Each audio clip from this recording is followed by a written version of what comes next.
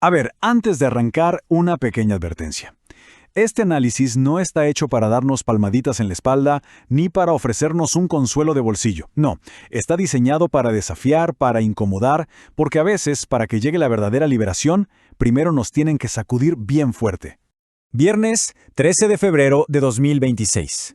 El evangelio que la iglesia nos regala hoy es de San Marcos capítulo 7, del 31 al 37. Y bueno, la regla de juego aquí es simple. No venimos a escuchar lo que nos apetece, sino lo que de verdad necesitamos oír.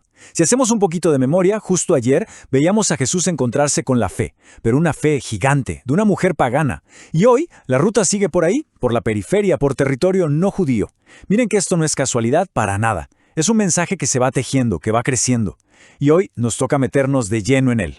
Bueno, empecemos con un diagnóstico que es, brutal para nuestra época. La sordera espiritual. Y no es simplemente no oír bien. Es una enfermedad del alma que un predicador por ahí llamó egomanía. ¿Qué es eso? Es esa condición en la que uno mismo se convierte en el sol de su propio sistema solar, ¿no? El centro absoluto de todo.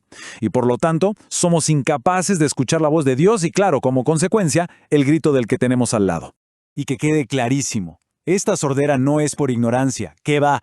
Es un síntoma del pecado. Es una desconexión casi voluntaria de la realidad que nos va encerrando en nuestra propia burbuja.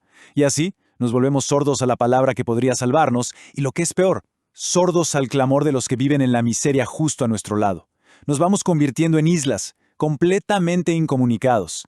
Ahora, fíjense en esto que es lo realmente fascinante del pasaje, el itinerario de Jesús. No anda por zona segura, no. El evangelista es súper específico. Deja Tiro, pasa por Sidón, atraviesa la Decápolis, puro territorio pagano. Su misión es, a propósito, provocadora.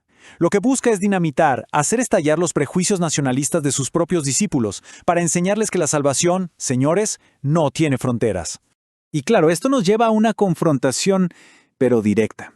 Nos hemos fabricado un Dios a nuestra medida, ¿verdad? Un Dios digital, que no mancha, predecible. Uno que básicamente aprueba todo lo que hacemos. Un Dios al que se le puede dar la mano con guantes y a distancia. Pero el Dios del Evangelio es radicalmente diferente.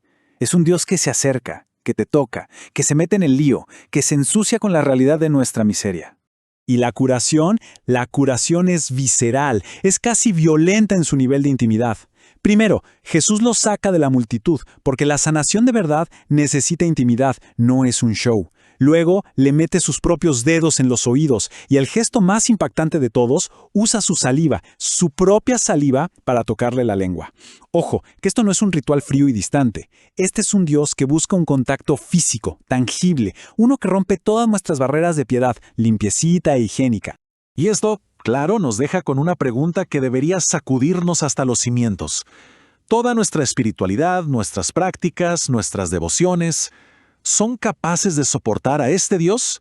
A un Dios que no le tiene miedo al contacto con nuestra herida, que se ensucia las manos para sanarnos. ¿Aguanta nuestra fe a un Dios así? Pero el diagnóstico de los padres de la iglesia va todavía más hondo. Este sordomudo, dicen ellos, es una figura de toda la humanidad antes de la gracia, y siendo más específicos, representa a los mismísimos discípulos, que se resisten una y otra vez a comprender, a aceptar el mensaje universal del Evangelio, sobre todo esa parte de integrar a los paganos. Entonces, la sordera espiritual no es no oír las palabras, no, es no comprender el mensaje en toda su radicalidad.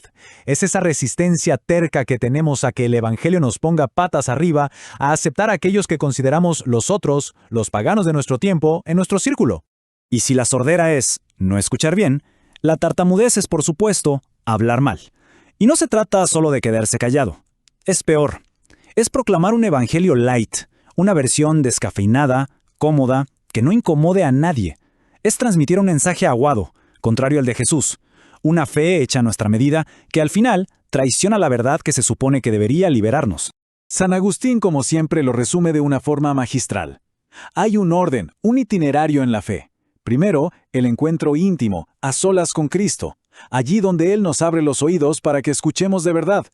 Solo después de eso, y como una consecuencia lógica, se nos desata la lengua para proclamar una fe auténtica. No se puede hablar de lo que no se ha escuchado primero en la intimidad. Es imposible. Y con esto llegamos al clímax del relato. Después de llevar al hombre a un lugar aparte, a la intimidad, Jesús levanta los ojos al cielo. El evangelista nos da un detalle increíble. Dice que dio un suspiro, un gemido profundo, quizá por la pena ante nuestra terquedad, ¿no? Y entonces pronuncia la palabra creadora. Efetá, una sola palabra. En arameo, una palabra que lo cambia absolutamente todo.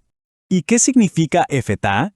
Literalmente significa ábrete, pero ojo, que no es una sugerencia, no es un por favor te podrías abrir, es una orden divina, y no va dirigida solo a los oídos o a la lengua.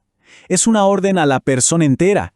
Ábrete a Dios, ábrete a tu prójimo, sal de tu encierro, de tu parálisis, de esa autoclausura que te está condenando a la sordera y al silencio. Miren, el punto crucial de todo esto es el siguiente. El efetá de Cristo exige una respuesta de nuestra parte, no una simple observación pasiva. Al hombre del Evangelio lo llevaron ante Jesús, pero nosotros muchas veces preferimos nuestra cómoda sordera.